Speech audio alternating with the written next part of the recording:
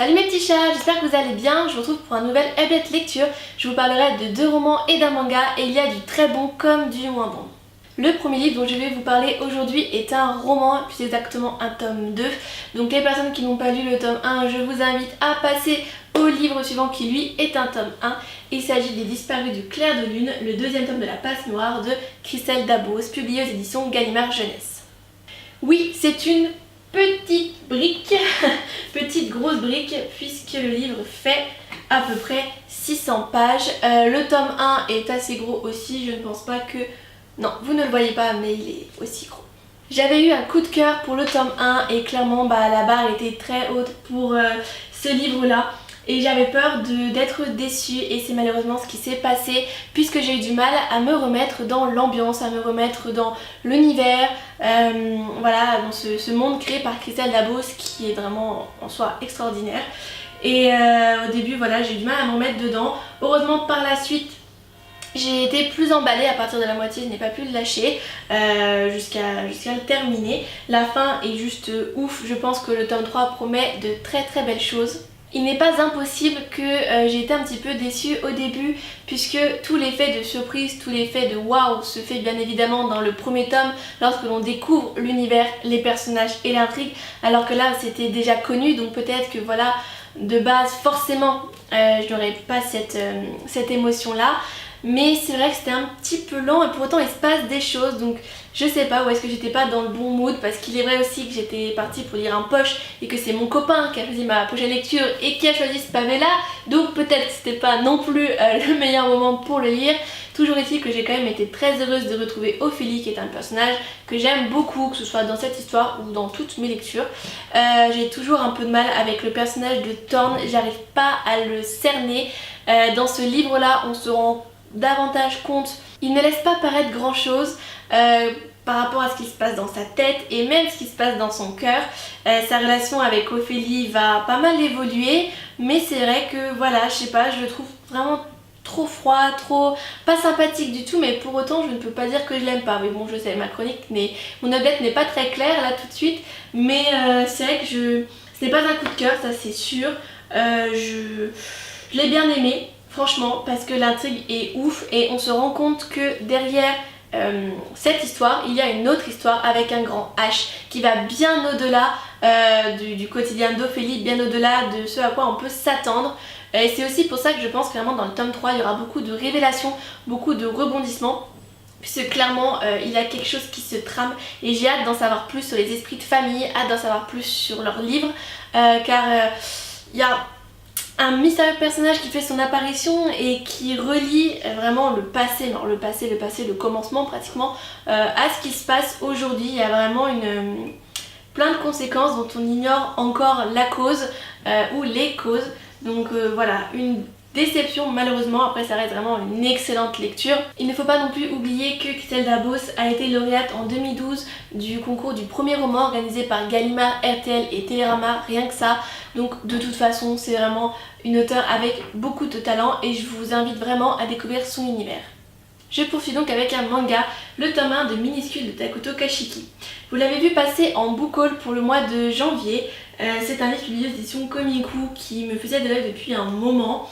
Je n'arrêtais pas d'hésiter puisque j'avais peur que ce soit trop jeunesse, trop enfantin, mais en même temps après avoir acheté Roji ou Le Monde de One One, je cherche encore ma crédibilité.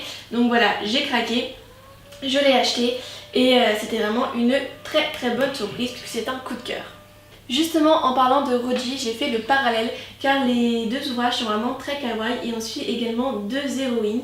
Donc cette fois-ci ce ne sont pas 2 sœurs mais 2 amies au caractère encore une fois très différent l'un de l'autre, puisque Akumei est très dynamique, fonceuse, avec un petit côté léger voire parfois puéril, tandis que Mikoshi elle est plus calme, plus douce et bien plus peureuse que son amie. Encore une fois, le récit est divisé en chapitres qui sont indépendants les uns des autres, même si on évolue vraiment dans le même monde que je trouve très sympathique, avec vraiment une omniprésence de la faune et de la flore, et le style de l'auteur franchement rend vraiment hommage à la forêt. C'est d'ailleurs pour moi le point fort du livre, le style de l'auteur, puisque j'adore. On a énormément de détails. je vais vous montrer des illustrations qui moi vraiment m'ont marqué. Donc déjà ici nous avons Mikoshi et ici Akumei. Donc voilà, je les trouve vraiment super mignonnes toutes les deux. Il y a également ce dessin là, qui est le tout premier en fait du livre. Pour le chapitre 1, l'embrasement du soleil couchant, que j'aime beaucoup. Et là on se rend vraiment compte de toute la perspective, de tous les détails, vraiment les objets posés sur les étagères. On a vraiment, presque même en contraste avec ces personnages très simples, plein de détails pour leur environnement. En parlant de détails justement pour le chapitre 6, le marché du port, voilà, là vous pouvez vous rendre compte vraiment tous les détails que l'auteur met en scène. Voilà, sur la double page. C'est vraiment très détaillé et au-delà du récit lui-même, le lecteur est vraiment invité à prendre le temps de bien regarder toutes les illustrations. On a également en page que j'ai beaucoup aimé, celle-ci, avec Mikoshi, que j'adore. C'est vraiment une héroïne que j'aime beaucoup. Et cette illustration-là, voilà, on a nos deux petites héroïnes avec leurs amis. Et je trouve qu'il y a vraiment un côté cocooning, cosy qui se dégage de cette image. Donc vraiment j'ai adoré cette lecture, je l'ai mis en coup de cœur parce que c'était vraiment au-delà d'un excellent moment.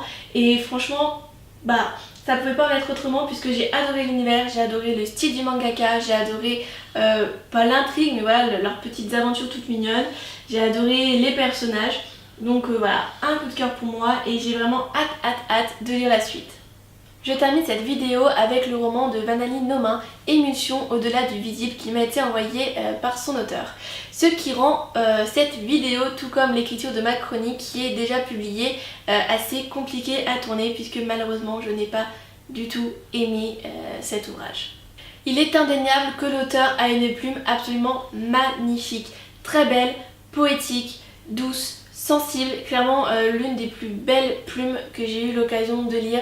Malheureusement le tout était d'une lenteur pas possible, je me suis ennuyée, c'était beau mais c'était beaucoup trop contemplatif, beaucoup trop lent.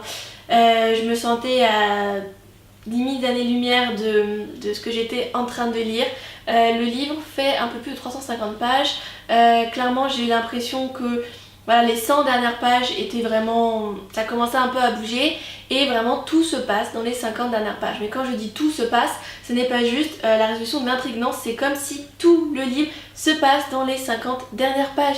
Et enfin, franchement pour moi j'exagère à peine, c'est vraiment comme si tout aurait pu tenir là. On s'ennuie pendant 300 pages et bim, dans les 50 dernières on a tout. Et pour moi on passe du coup à côté du plus intéressant, du plus important, on passe à côté du cœur même du récit puisque les éléments...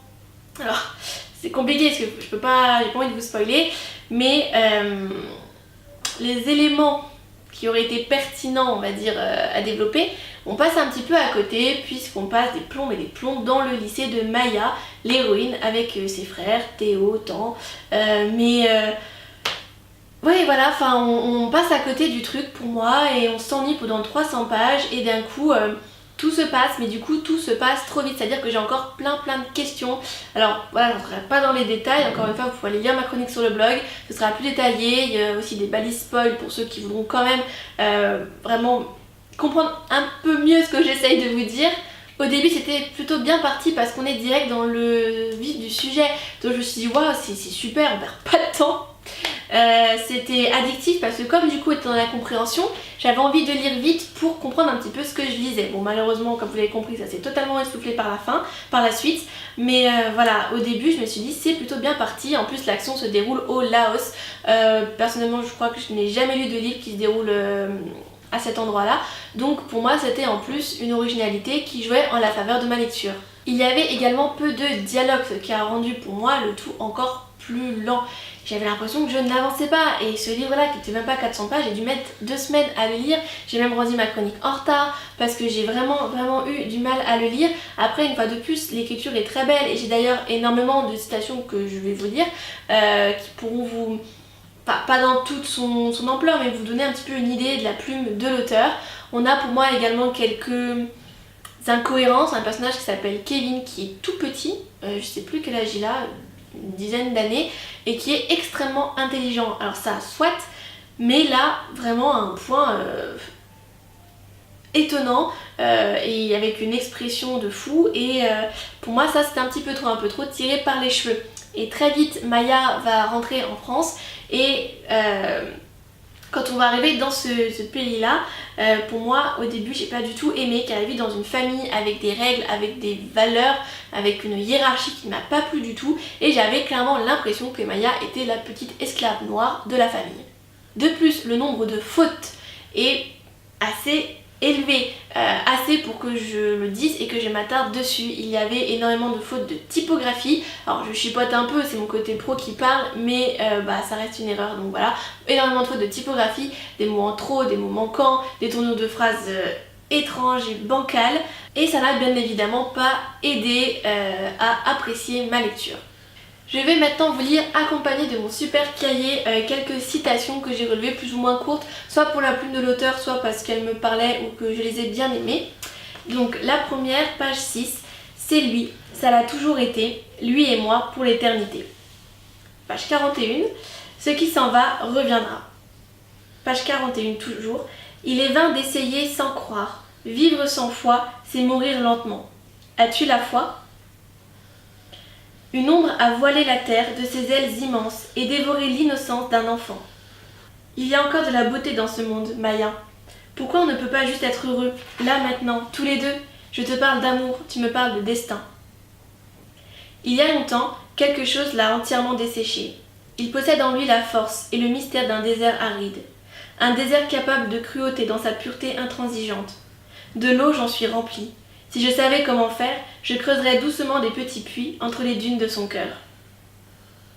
Mais une réponse appelle d'autres questions qui engendrent un cycle infini de souffrance. C'est pas très joyeux comme livre, vous l'aurez compris, il y a aussi une romance. Voilà, c'était donc pour moi une déception. L'intrigue est totalement inédite, très originale. J'ai quand même bien aimé Maya, j'étais triste de la quitter quand même, c'est pour ça que c'est difficile pour moi d'en parler parce que je suis assez mitigée, mais clairement le côté beaucoup trop lent, le peu de dialogue et les nombreuses fautes ont pour moi gâché totalement ma lecture. Et voilà, cette vidéo est maintenant terminée, j'espère qu'elle vous aura plu. N'hésitez pas à aller lire mes chroniques sur le blog si vous souhaitez plus de détails, à laisser un petit commentaire, un pouce bleu et à vous abonner, et je vous dis à la prochaine.